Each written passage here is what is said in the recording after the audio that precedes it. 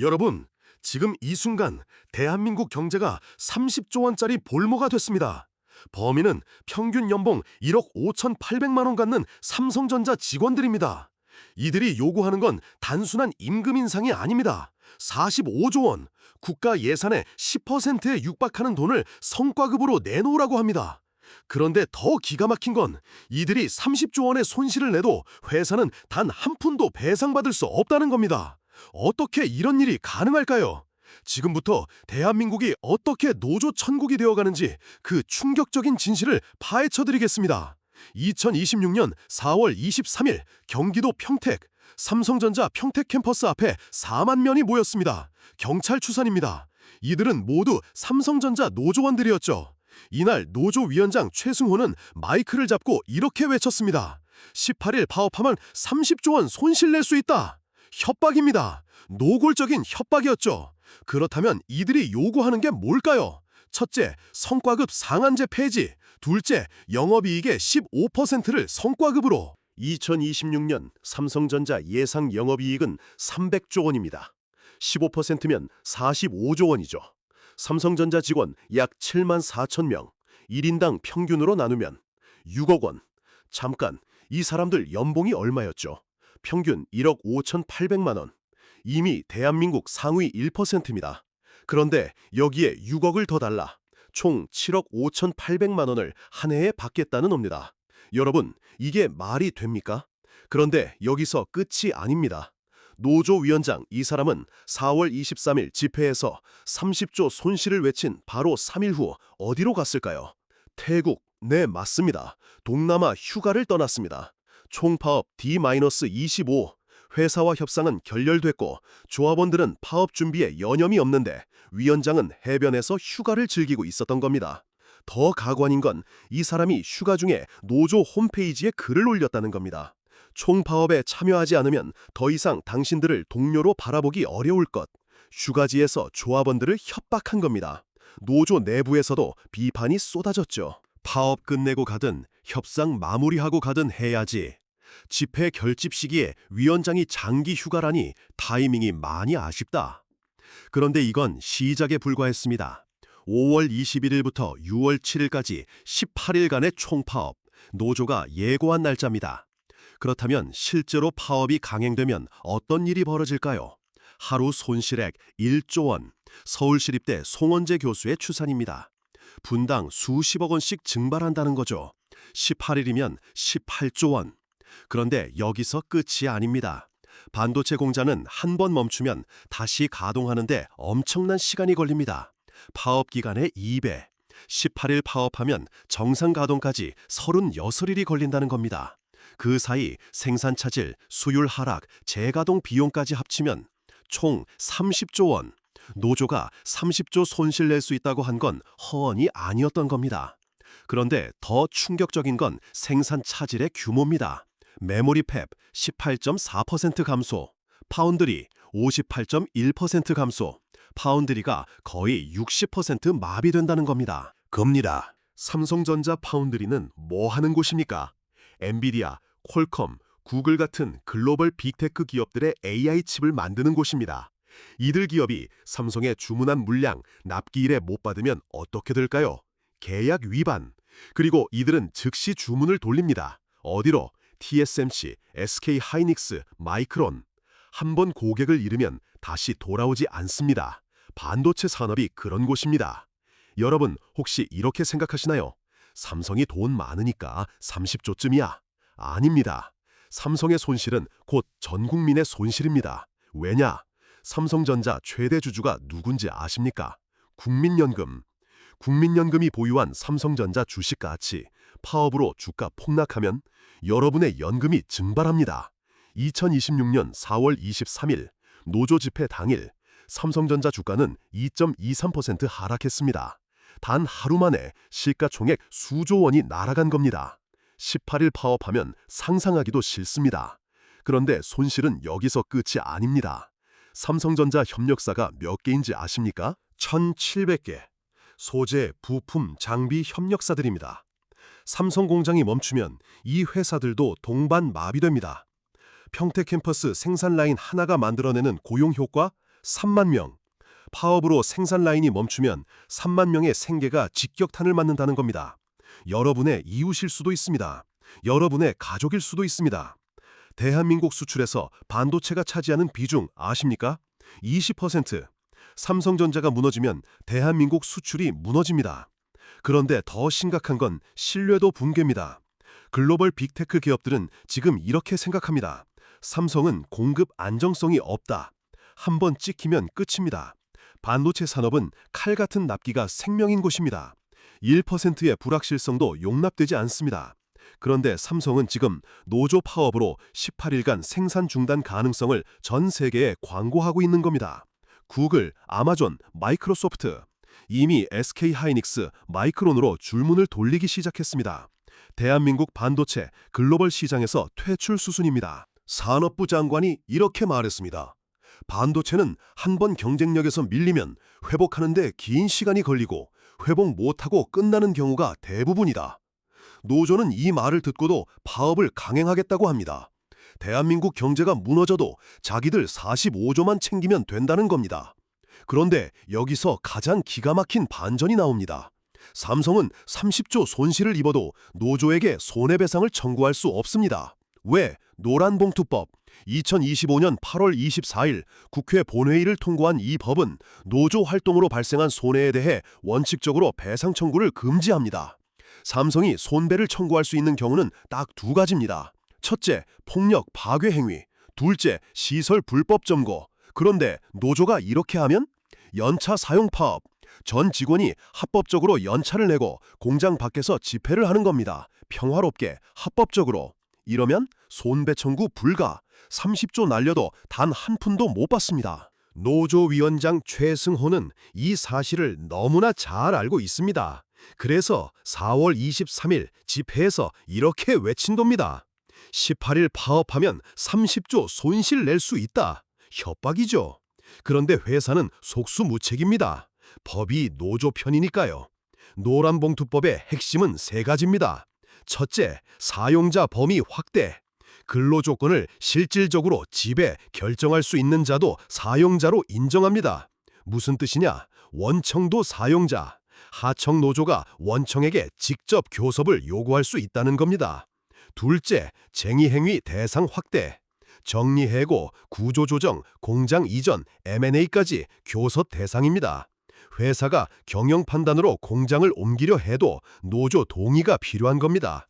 셋째, 손해배상 청구 제한. 위에서 말한 대로입니다. 30조 날려도 못 받습니다. 이게 무슨 의미인지 아십니까? 기업이 경영을 할 수 없다는 겁니다. 투자 결정, 노조 눈치, 구조조정, 노조 눈치, 공장 이전, 노조 눈치, 그리고 파업으로 손실 나도 배상 청구 불가. 이게 정상적인 시장 경제입니까? 그런데 더 무서운 건 도미노입니다.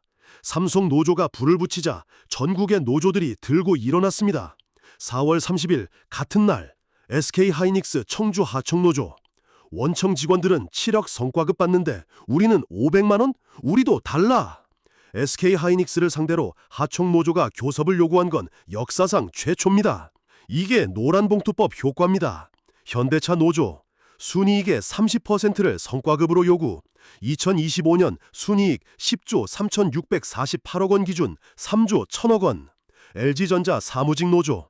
여의도 LG 트윈타워 앞에서 집회. 환화 에어로스페이스, LG U+, 성과급 상한제 폐지 요구. 여러분, 이게 뭐가 무섭냐면요. 한 곳이 무너지면 모든 곳이 무너집니다. 삼성이 45조 주면 현대차도 줘야 합니다. 현대차가 3조 주면 LG도 줘야 합니다. LG가 주면 SK도 줘야 합니다. 그리고 원청이 주면 하청도 줘야 합니다. SK하이닉스 하청노조가 그 증거입니다. 자, 이제 상상해봅시다. 삼성, 현대, LG, SK, 대한민국 4대 그룹이 모두 동시다발 파업에 들어가면 국가경제 마비, 수출 중단, 공급망 붕괴, 협력사 도산, 실업다 폭증, 그리고 해외 투자자들은 이렇게 생각합니다. 대한민국은 투자할 곳이 아니다. 외국인 투자 이탈, 원화 가치 폭락, 수입 물가 상승, IMF 2.0. 이게 과장이라고 생각하십니까? 천만에요. 여론조사 결과를 보십시오. 리얼미터 2026년 4월 27일 18일 조사. 삼성전자 파업에 대해 70%가 부적절, 국민의 10명 중 7명이 반대한다는 겁니다. 그런데 노조는 93.1%가 찬성, 국민 여론은 안중에도 없습니다. 이재명 대통령이 4월 30일 이렇게 말했습니다. 일부 조직 노동자들이 자기만 살겠다고 과도한 요구를 해서 국민들로부터 지탄받게 되면 해당 노조뿐만 아니라 다른 노동자들에게도 피해를 입히게 된다. 책임의식과 연대의식이 필요하다. 대통령이 직접 노조를 비판한 겁니다. 그런데 노조의 반응은 산업부 장관에게 항의 서한, 편향적 개입이다. 정부의 중립 의무를 저버렸다. 대통령 말도 안 듣겠다는 겁니다. 주주운동본부는 이렇게 말했습니다. 삼성전자의 주인은 노동자가 아니라 주주다.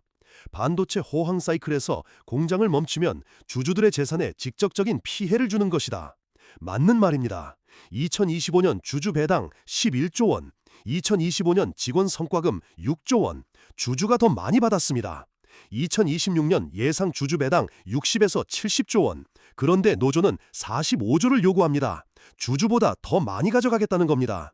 여러분, 대한민국이 지금 어떤 나라가 되고 있는지 아십니까? 기업하기 힘든 나라, 노조 눈치 보고 정부 규제 피하고 언론에 까이고 시민단체한테 고소당하고, 그럼에도 버티는 이유가 뭡니까? 애국심입니까? 아닙니다. 아직 돈이 되니까. 그런데 그것마저 막히면 기업들은 떠납니다. 이미 조짐이 보입니다. 삼성전자 평택복합물류센터 투자 철회. 2020년 투자 협약 맺었는데 파교했습니다. 왜?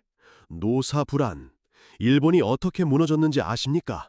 1980년대 일본은 세계 경제 최강국이었습니다. 토요타, 소니, 혼다, 파나소닉 세계를 지배했죠. 그런데 1990년대 들어 노조가 강성화됐습니다. 임금 인상, 복지 확대, 고용 보장, 기업들은 경쟁력을 잃었습니다. 그리고 중국, 한국 기업들이 치고 올라왔죠. 결과, 잃어버린 30년. 일본 경제는 아직도 1990년 수준에 머물러 있습니다. 대한민국이 지금 똑같은 길을 가고 있습니다. 삼성, 현대, LG, SK. 이 기업들이 무너지면 대한민국에 남는 게 뭡니까? 중소기업들. 이들은 대기업 협력사로 먹고 사는 곳들입니다. 대기업 무너지면 동반몰락입니다. 여러분, 평균 연봉 1억 5,800만 원. 여기에 6억 더 달라. 안 주면 30조 손실 내겠다. 그리고 회사는 배상도 못 받는다. 이게 정상입니까? 노조는 말합니다. 우리가 만든 성과다. 맞습니다. 하지만 혼자 만든 게 아닙니다. 투자자가 있었고, 협력사가 있었고, 정부 지원이 있었고, 국민의 신뢰가 있었습니다. 그런데 노조는 혼자 다 가져가려 합니다. 챕터 13. 고용과 해고의 자율성, 선진국의 조건. 여러분, 더 기막힌 사실을 알려드리겠습니다. 삼성은 30조 원 손실을 입어도 배상을 못 받습니다. 그런데 더 비참한 건 뭔지 아십니까? 손실을 낸 노조원들을 해고조차 못한다는 겁니다. 이탈 방지 12. 생각해 보십시오. 회사에 30조 원 손해를 입힌 사람들, 이들을 계속 고용해야 합니다. 월급 주고, 성과금 주고, 복지 챙겨주고. 왜? 대한민국 노동법이 그렇게 만들어져 있으니까. 정리해고 요건 아십니까? 첫째, 긴박한 경영상의 필요. 둘째, 해고 회피 노력. 셋째, 합리적이고 공정한 해고 기준.